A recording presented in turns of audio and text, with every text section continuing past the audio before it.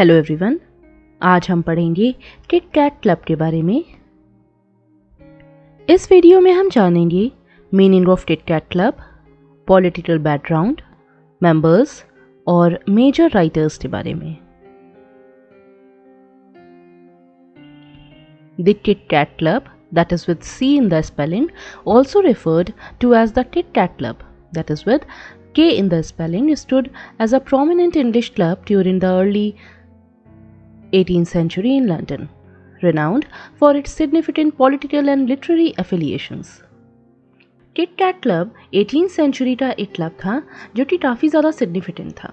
ऐसा इसलिए क्योंकि इस क्लब में कई तरह के पॉलिटिकल और लिटरेरी फिगर्स आते थे मीटिंग करने के लिए। Club members, known for their strong Whig affiliations, congregated at the Trumpet Tavern in London and also met at Water Oatley in Berkshire. यहाँ पर जो भी लिटरेरी फिगर्स या पॉलिटिकल फिगर्स आते थे या मेंबर्स आते थे, उनका स्ट्रॉन्ग विग एफिलिएशन था, यानी कि वो लोग विग पार्टी को बिलोंग करते थे। अभी हम आगे वीडियो में जानेंगे कि विग और टोरी पार्टीज क्या थी। ये मीटिंग होती थी लंदन के ट्रम्पेट टैवर्न में और बर्कशायर के वाटर ओटले में। इनिशियली ये गैदरिंग्स हेल्ड करी जाती थी, रखी जाती थी शायर लेन के टैवर्न में, जिसका इनकीपर था क्रिस्टोफर कैट। वहां पर उसकी मटन पाइस बहुत ज्यादा फेमस थी, जिसका नाम था Kit Cat mutton pies. Christopher Cat के नाम पर ही इस क्लब का नाम भी किट कैट पड़ा, क्योंकि किट आता है क्रिस्टोफर से और कैट आता है उसके सरनेम यानी कि CATT कैट से। बाद में इस क्लब की मीटिंग्स को शिफ्ट कर दिया गया फाउंटेन टैवर्न में शिफ्ट कर दिया गया और अल्टीमेटली उन्हें डेडिकेटेड मीटिंग प्लेस मिला बार्न एल्व्स में। ये क्लब के सेक्रेटरी जेकब टॉनसन का रेजिडेंस था, जहां पर यह मीटिंग्स की जाने लगी थी। The name Kit Kat was also associated with a series of portraits commissioned by the club. These portraits depicted prominent members including politicians, poets and playwrights and were displayed in the club's meeting place. The portraits were smaller in size as they were intended to fit into the narrow panels of the tavern, which led to the term Kit Kat becoming synonymous with a small portrait size. Kit Cat word सिर्फ इस club से ही associated नहीं था, बल्कि ये वहां पर लगने वाली छोटी छोटी साइज की पेंटिंग से भी एसोसिएटेड था। क्लब में छोटे छोटे नैरो पैनल्स होते थे, जहां पर इन फेमस प्ले राइट्स की, पॉलिटिशियंस की, पोएट्स की फोटोज लगाई जाती थी इन नैरो पैनल्स के बीच में, और तभी से इन छोटे साइज के पोर्ट्रेट साइज को ही किट कैट कहा जाने लगा। अब देख लेते हैं थोड़ा सा political background Kit Cat club का। ग्लोरियस रेवोल्यूशन जो कि इंग्लैंड में हुआ था 1688 से 1689 के बीच में, इसके थ्रू किंग जेम्स II को गद्दी से हटा दिया गया था। इसके बाद क्राउनिंग की गई विलियम III और मैरी II की। इसे ग्लोरियस रेवोल्यूशन इसीलिए कहा जाता है क्योंकि इसमें किसी भी तरह का ब्लडशेड नहीं हुआ था। ये टर्म सबसे पहले कॉइन किया जॉन हैम्पटन ने 1689 में। इस रेवोल्यूशन में मिनिमल वायलेंस का यूज करके ऑब्जेक्टिव्स को गेन करने की कोशिश की गई। The aftermath of the glorious revolution had a profound impact on British politics, shaping the formation of political groups Whigs and Tories and influencing debates on democracy, individual liberties and governmental duties. ये glorious revolution ही था जिसके बाद British politics का रूप बदल दिया। इसके बाद दो मेजर पार्टीज सामने आई जिसे हम विग्स और टोरीज के नाम से जानते हैं। इस रेवोल्यूशन के बाद ही डेमोक्रेसी, इंडिविजुअल लिबर्टीज और गवर्नमेंटल ड्यूटीज के बारे में काफ़ी ज़्यादा डिबेट्स होने लगी। सबसे पहले आते हैं Whigs. The removal of King James II from power and the subsequent ascension of William and Mary marked a significant victory for the Whigs and the principles of constitutional monarchy. The Tit Tat Club, known for its strong support of the Glorious Revolution and its ideals, endorsed this transition. The Wits championed the supremacy of Parliament over the monarchy, seeking to limit the Crown's power and bolster the authority of Parliament. जैसा कि हमने जाना कि glorious revolution के बाद parliament के control को promote किया जाने लगा, मोनार्की को खत्म करने की कोशिश की गई। किंग जेम्स II के गद्दी से हटने के बाद जो लोग विट पार्टी को बिलोंग करते थे, उन्होंने पूरी तरह से मोनार्की को खत्म करने की कोशिश करी और चाहा कि पार्लियामेंट का कंट्रोल सबसे ज्यादा रहे। वो किंग की पावर या क्राउन की पावर को लिमिट करना चाहते थे और पार्लियामेंट की अथॉरिटी को प्रमोट करना चाहते थे। इस तरह जो लोग पार्लियामेंट को सपोर्ट करते थे और क्राउन को या मोनार्की को खत्म करना चाहते थे, वो विट पार्टी को बिलोंग करते थे। और जो लोग विट पार्टी को बिलोंग करते थे, उसी में से ज्यादातर पॉलिटिशियंस और राइटर्स टिट टैट क्लब को भी बिलोंग करते थे और उन्हीं प्रिंसिपल्स के ऊपर काम करते थे। विट पार्टी के बिल्कुल ऑपोजिट थी Tories. Originally a loosely organized political faction, the Tories gradually evolved over time into a firmly established political entity. They wielded influence in diverse parliamentary settings spanning England, Scotland, Ireland, Great Britain, and ultimately the United Kingdom. Initially, Tories कोई बहुत बड़ी political party नहीं थी। इन्होंने धीमे धीमे अपने आप को इवॉल्व किया और एक पॉलिटिकल एंटिटी की तरह अपने आप को स्टैब्लिश किया। धीमे धीमे इनका इन्फ्लुएंस कई जगह पर फैलता चला गया, जैसे England, Scotland, Ireland, great Britain और अल्टीमेटली यूनाइटेड किंगडम में भी इनका इफेक्ट देखा गया। Throughout the 17th century and 18th centuries in England, the Tories held a substantial political position, staunchly advocating for the Anglican Church, landowners, the aristocracy, and the sovereignty of the monarchy. 17th और 18th century के दौरान England में इनकी position काफ़ी ज़्यादा strong हो गई थी। ये स्टॉन्चली एडवोकेट करते थे एंग्लिकन चर्च को, जिसके विट्स खिलाफ थे। लैंड ओनर्स को, एरिस्टोक्रेसी को, मोनार्की को टोरीज प्रमोट करते थे और इसी के ऑपोजिट विड्स इन्हें कंडेम करते थे, इनके अगेंस्ट थे।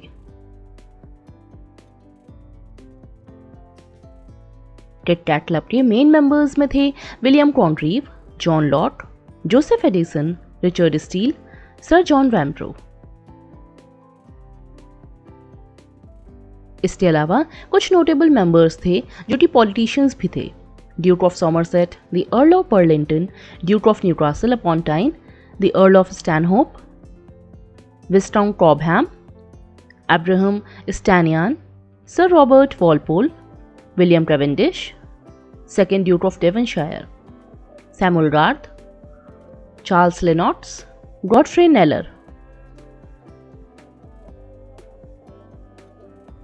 कुछ इंपॉर्टेंट राइटर्स के बारे में थोड़ा सा डिटेल में जान लेते हैं जो कि टिट टैट क्लब को बिलोंग करते थे।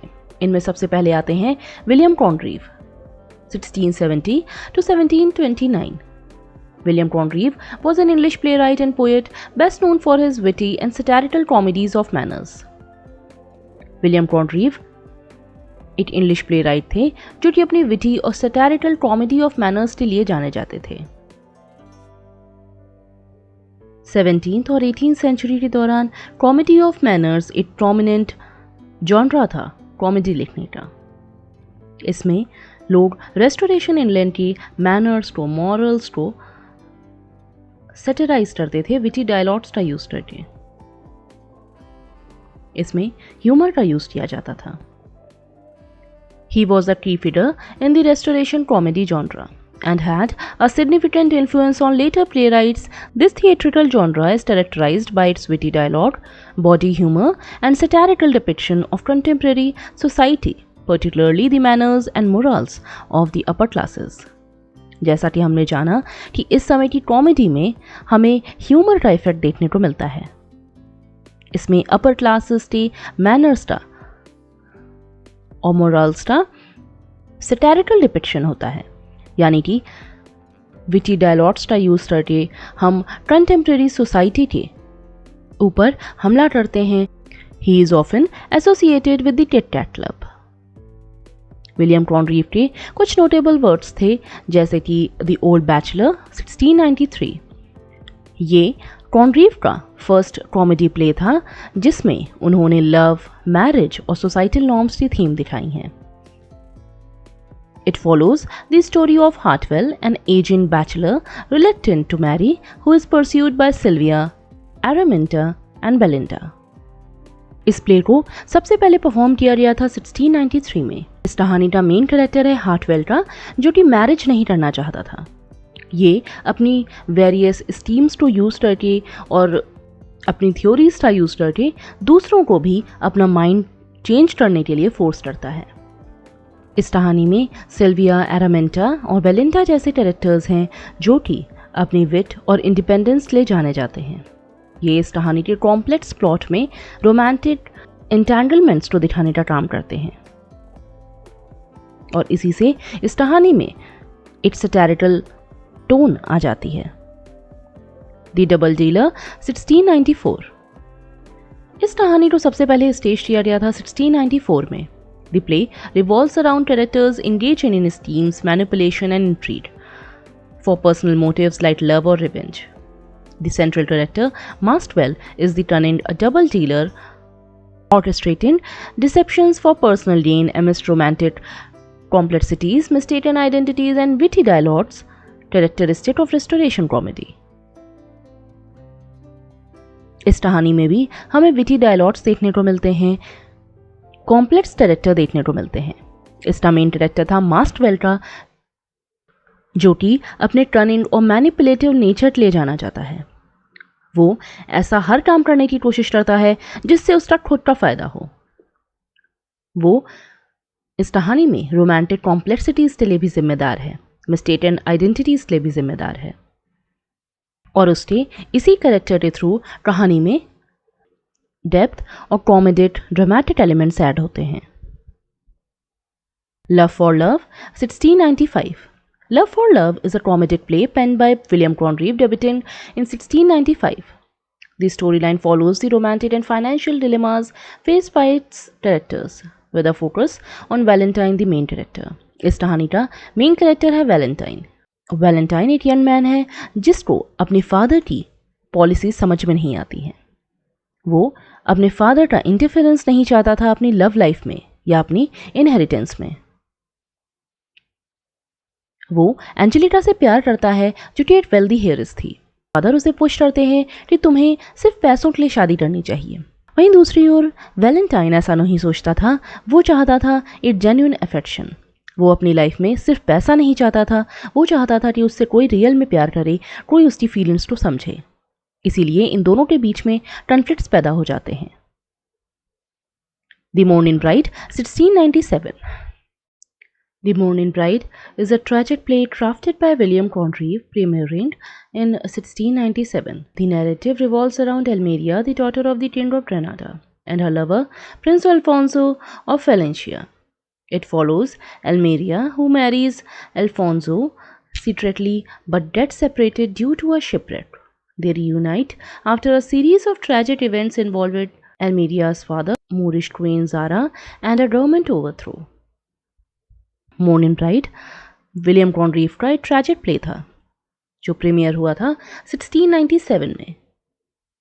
इसकी कहानी रिवॉल्व करती है एल्मेरिया के अराउंड। एल्मेरिया किंग ऑफ ग्रेनाडा की डॉटर थी और उसका लवर था प्रिंस अल्फोंसो ऑफ वेलेंशिया। इस कहानी में हमें बहुत सारे ट्रैजिक इवेंट्स देखने को मिलते हैं, जैसे कि एल्मेरिया जो कि अल्फोंसो से सीक्रेटली शादी करती है, लेकिन वो दोनों एक साथ रह नहीं पाते हैं। वो दोनों अलग हो जाते हैं एक शिपरेक की वजह से। हालांकि बाद में धीरे धीरे चीज़ें सही होती हैं और एल्मेरिया और अल्फोंसो रीयूनाइट भी हो जाते हैं।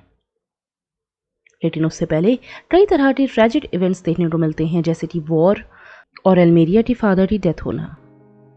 Way of the World 1700. It unfolds in the refined setting of the English upper class, focusing on the romantic complexities among its characters, especially Mirabell and Millamant. इसकी कहानी अनफोल्ड होती है एक रिफाइंड सेटिंग में जो कि इंग्लिश अपर क्लास को show करती है। इसमें रोमांटिक कॉम्प्लेक्सिटीज देखने को मिलती हैं। इस कहानी की मेन कैरेक्टर हैं मीराबेल और मिलामेंट। मीराबेल एक यंग चार्मिंग क्राफ्टी मैन है और मिलामेंट एक clever self reliant young lady है। उनकी कहानी में हमें कई तरह के हर्डल्स देखने को मिलते हैं और मिलामेंट की आंट जो कि थी लेडी फिशफोर्ड, वो इन सारे हर्डल्स क्रिएट करने का काम करती हैं। इसमें इंडिविजुअल्स अपने फायदे के लिए दूसरे का नुकसान करते हुए दिखाई देते हैं। अगले राइटर हैं John Locke 1632 to 1704। John Locke एक रिनाउंड इंग्लिश फिलोसोफर और फिजिशियन थे। He is widely regarded as one of the most influential Enlightenment thinkers and is known for his contributions to the fields of epistemology, political theory and philosophy of mind. John Locke एक philosopher और physician थे। John Locke एक influential enlightenment thinker थे। उन्हें जाना जाता है epistemology, political theory और फिलॉसफी ऑफ माइंड में अपने कॉन्ट्रीब्यूशंस की वजह से। एपिस्टेमोलॉजी फिलॉसफी की एक ब्रांच होती है जिसमें हम नॉलेज और बिलीफ की नेचर, स्कोप और वैलिडिटी को जानने की कोशिश करते हैं। इसमें इस तरह के क्वेश्चंस पूछे जाते हैं जैसे व्हाट इज़ नॉलेज या how is knowledge acquired, what are the limits of knowledge. इस तरह के क्वेश्चंस पूछे जाते हैं। तो ये होती है फिलॉसफी की एक field. He is commonly known as the father of liberalism. John Locke बात करते हैं लिबरलिज्म की। उनका एम्फेसिस रहता था इंडिविजुअल्स के राइट्स के लिए। वो पर्सनल लिबर्टी की इंपॉर्टेंस को समझते थे और उसी को लोगों के सामने लाने की कोशिश करते थे। उन्होंने अपने वर्ड्स में इस चीज़ को हाईलाइट करने की कोशिश करी है कि किस तरह से गवर्नमेंट को इंडिविजुअल राइट्स की रक्षा करनी चाहिए और किस तरह से लिबरल डेमोक्रेसीज को डेवलप किया जा सकता है।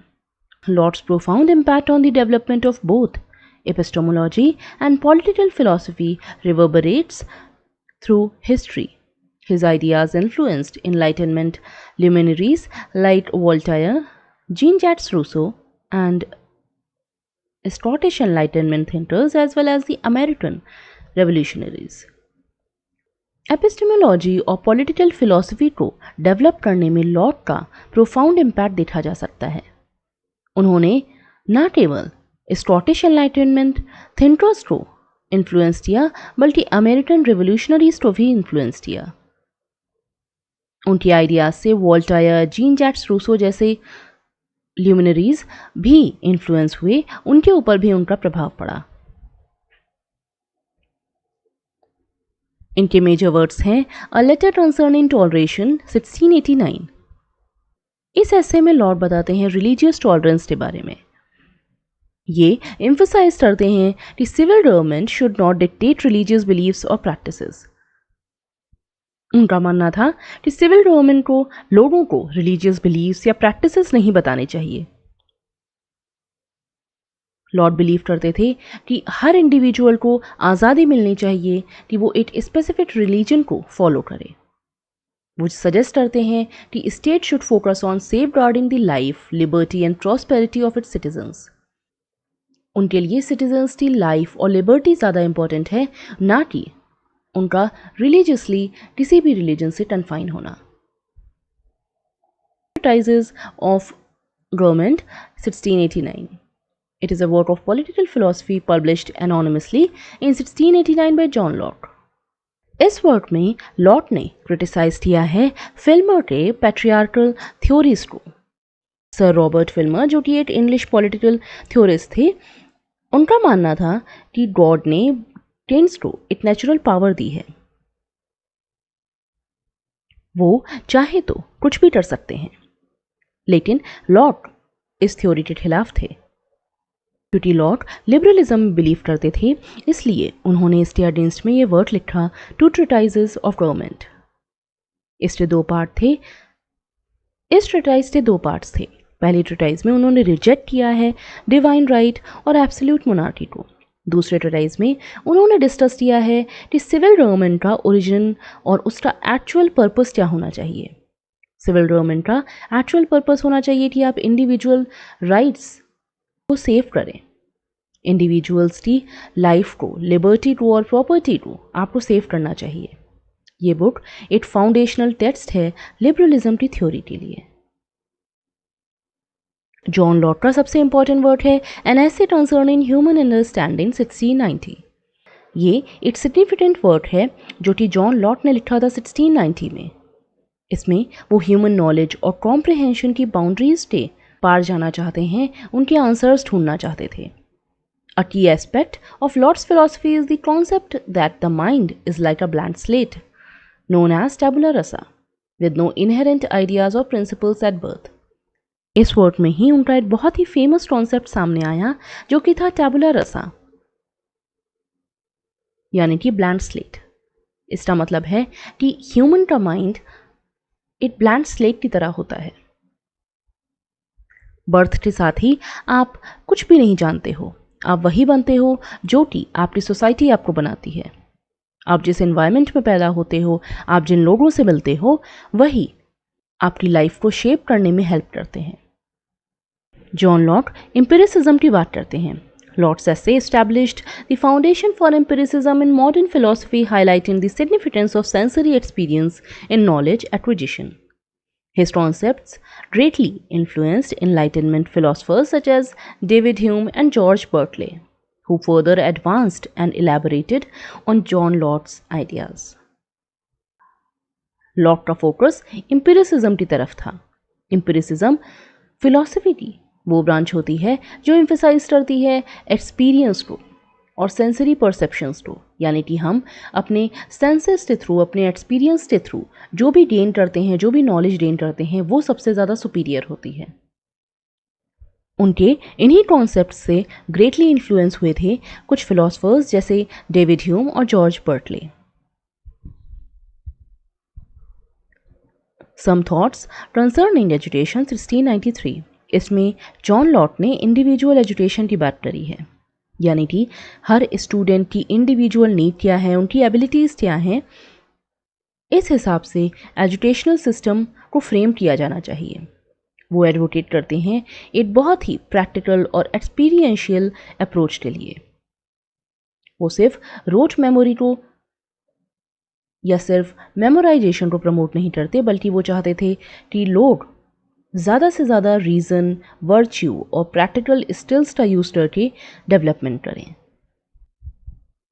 Joseph Addison was an English essayist, poet, playwright, and politician, best known for his contributions to English literature during the early 18th century. Addison is remembered for his collaboration with Richard Steele in creating The Spectator, one of the most influential periodicals of the 18th century. Joseph Addison एक English essayist, poet और playwright थे जिन्हें जाना जाता है उनके collaboration के लिए, जो कि उन्होंने किया था रिचर्ड स्टील के साथ। दोनों ने मिलकर एक बहुत इन्फ्लुएंशियल पीरियोडिकल लिखा जिसका नाम था द स्पेक्टेटर। एडिसन अपने फ्रेंड और कोलैबोरेटर रिचर्ड स्टील के साथ एक लीडिंग मेंबर थे किट कैट क्लब के। जोसेफ एडिसन का पहला इंपॉर्टेंट वर्क है द कैंपेन 1704। ये एक पोएम थी जिसे हीरोइक कपलेट्स में लिखा गया था। हीरोइक कपलेट दरअसल 2 लाइन का एक राइम्ड आयम्बिक पेंटामीटर होता है। इसे हीरोइक इसीलिए कहा जाता है क्योंकि ये ऑफन यूज होता है एपिक्स में या हीरोइक पोइट्री में। ये पोएम ड्यूक ऑफ मार्लबरो की विक्ट्री को सेलिब्रेट करती है जो कि उन्हें मिली थी बैटल ऑफ ब्लेनहेम में। It brought Addison fame and recognition as a poet. इसके बाद ही उन्हें फेम और रिकग्निशन मिला as a poet. Cato a tragedy, ये एडिसन का एक बहुत इंपॉर्टेंट वर्ड था। ये एक ट्रेजेडी थी जिसे वर्ड्स फॉर्म में लिखा गया था। It is based on the last days of the Roman statesman Cato the Younger and explores themes of duty, honour and liberty. ये ट्रेजेडी बेस्ड थी Roman statesman Cato the Younger के ऊपर। इसमें हमें ड्यूटी, ऑनर और liberty जैसी themes देखने को मिलती हैं। ये कहानी फोकस करती है मार्कस पोर्सियस कैटो की लाइफ के ऊपर। ये उसकी लाइफ के क्लोजिंग चैप्टर्स को बताती है। इस प्ले में क्लैशेस देखने को मिलते हैं पर्सनल फ्रीडम और स्टेट कंट्रोल के बीच में, रिपब्लिकनिज्म और मोनार्किज्म के बीच में।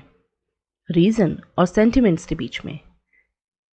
प्ले के थ्रू एडिसन दिखाना चाहते थे कि किस तरह से रिपब्लिकन वैल्यूज को सेलिब्रेट करना चाहिए और मोनार्किज्म को, टायरेनी को खत्म करना चाहिए।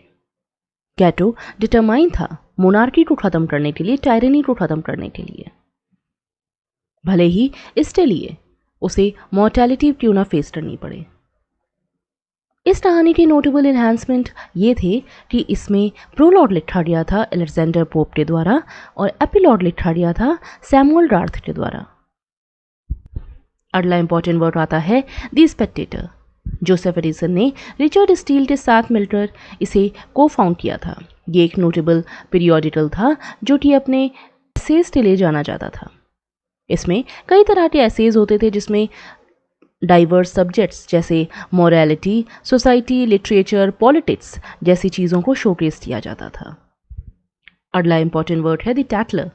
स्पेक्टेटर लिखने से पहले एडिसन का कोलैबोरेशन हमें स्टील के साथ एक और पीरियोडिकल में दिखता है जो कि था द टैटलर। ये लिखा गया था 1709 में। इसमें भी ऑलमोस्ट सेम टॉपिक्स देखने को मिलते थे, सेम टॉपिक्स के ऊपर एसेज देखने को मिलते थे जैसे कि स्पेक्टेटर में मिले थे। एडिसन ने एक सीरीज ऑफ एसे भी पब्लिश की थी जिसे हम एसेज फ्रॉम गार्डियन कहते हैं। इसमें उनके इंसाइट्स देखने को मिलते हैं एजुकेशन, एटिकेट्स और लिटरेरी मैटर्स के ऊपर। अगले इंपॉर्टेंट राइटर हैं रिचर्ड स्टील, 1672 टू 1729। ये एक आयरिश प्ले राइट थे और राइटर थे। इन्हें अपने पीरियोडिकल्स द टैटलर और द स्पेक्टेटर ले जाना जाता है। Steele's contribution to English literature, particularly his role in the development of the periodical essay, were significant. Steele's involvement with the Kit Kat Club likely provided him with valuable connections and opportunities for collaboration with other members, furthering his career as a writer, journalist, and politician. क्योंकि ये सभी writers kit Cat club को belong करते थे, तो steel भी जब kit Cat club में जाते थे तो वेरियस मेंबर्स से मिलते थे, पॉलिटिशियंस से मिलते थे और इसी के थ्रू उनका राइटिंग का स्फीयर बढ़ा और उन्होंने as a writer, as a journalist और एज अ पॉलिटिशियन अपने आप को इस्टेब्लिश किया। उनके इंपॉर्टेंट वर्ड्स थे द फ्यूनरल। ये एक कॉमेडी प्ले था रिचर्ड स्टील का जिसे सबसे पहले पब्लिश किया गया था 1701 में। ये सेटराइज करता है सोशल कन्वेंशंस को, हिपोक्रेसी को और ह्यूमन नेचर को। ये प्ले सबसे पहले परफॉर्म किया गया था 1703 में। इसका मेन कैरेक्टर था कैप्टन क्लैरीमोंट जो कि एक काइंड हार्टेड पर्सन था और दूसरी तरफ था टॉम फैशन जो कि फैशनेबल यंग जेंटलमैन था जो अपने लुक्स के लिए काफ़ी ज़्यादा परेशान रहता था। इस कहानी में भी हमें ह्यूमर का और सोशल कमेंट्री का ब्लेंड दिखाई देता है। जहाँ टॉम का कैरेक्टर टेंडरनेस को शो करता है, टेंडर नेचर को शो करता है, वहीं कैप्टन क्लैरीमोंट एक ट्रेडिशनल मैस्कुलिन पर्सनालिटी के रूप में लोगों के सामने आते हैं। द टैटलर 1709 में स्टील ने लॉन्च किया था एक पीरियोडिकल जिसे हम टैटलर के नाम से जानते हैं। इस कहानी के लिए उन्होंने अपना सीडोनेम यूज किया था जो था आइजैक बिटरस्टाफ। इसे वीक में 3 बार पब्लिश किया जाता था। The Tatler featured essays, news, gossip and social commentary on a wide range of topics. इसमें कई तरह की गॉसिप्स, न्यूज़ और एसेज होते थे, सोशल कमेंट्री होती थी, लोगों की एवरीडे लाइफ के ऊपर, लिटरेचर के ऊपर, फैशन, पॉलिटिक्स के ऊपर। एसेज का टोन विटी और कन्वर्सेशनल होता था जिससे आप बहुत ईजिली एड्रेस कर सकते थे मैनर्स और मोरालिटी के इश्यूज को। द स्पेक्टेटर 1711 में स्टील ने जोसेफ एडिसन के साथ कोलैबोरेशन के थ्रू स्पेक्टेटर लिखा था। ये एक अनदर इन्फ्लुएंशियल पीरियोडिकल था जिसकी थीम्स और स्टोरीज ऑलमोस्ट टैटलर से मिलती थी। इसमें भी कई तरह के wide range of topics cover किए जाते हैं जैसे कि मैनर्स, लिटरेचर और फिलॉसफी। लास्ट राइटर हैं sir John वैनब्रो। Sir John Vanbrugh एक इंग्लिश आर्किटेक्ट थे। इसके साथ ही उन्होंने कुछ प्लेस भी लिखे थे। Vanbrugh is celebrated for his inventive and grand architectural creations with notable masterpieces. Sir John Vanbrugh एक फेमस इंग्लिश आर्किटेक्ट थे जिन्होंने बहुत ही ग्रैंड आर्किटेक्चरल क्रिएशंस बनाए थे। इसके साथ ही उन्होंने प्ले राइटिंग भी की थी। उनके कुछ नोटेबल मास्टरपीसेस थे Blenheim Palace, Castle Howard, Seaton Delaval Hall. इसके अलावा भी उन्होंने कई आर्किटेक्चरल बिल्डिंग्स कंस्ट्रक्ट की थी। उनके आर्किटेक्चरल एंडिवर्स के अलावा वो एक फेमस प्लेराइट भी थे जिन्होंने वर्ड्स लिखे जैसे द रिलैप्स, द प्रोवोट 5। उन्हें अपने प्लेज में एक्सट्रीम क्लेवरनेस के लिए जाना जाता है, सटायर के लिए जाना जाता है। Thus, the Tit Tat Club of the Whig Party contributed to the intellectual and political landscape of its time, and its influence extended beyond its informal gatherings, leaving a lasting legacy in British history. इस तरह से wig party के members जो कि tit Tat Club के भी members थे, उन्होंने ब्रिटिश हिस्ट्री में एक लास्टिंग लेगेसी फॉर्म की थी, एक लास्टिंग लेगेसी छोड़ी थी। उन्होंने जिस तरह से अपने इंटेलेक्चुअल और पॉलिटिकल इन्वॉल्वमेंट से ब्रिटिश हिस्ट्री में कंट्रीब्यूट किया था, उसका इफेक्ट अभी तक देखा जा सकता है। आई होप आपको टिट टैट क्लब समझ में आया होगा। अगर आपको ये वीडियो अच्छा लगा हो तो please do like, share and subscribe to my channel Inlit Shelf. Thank you so much.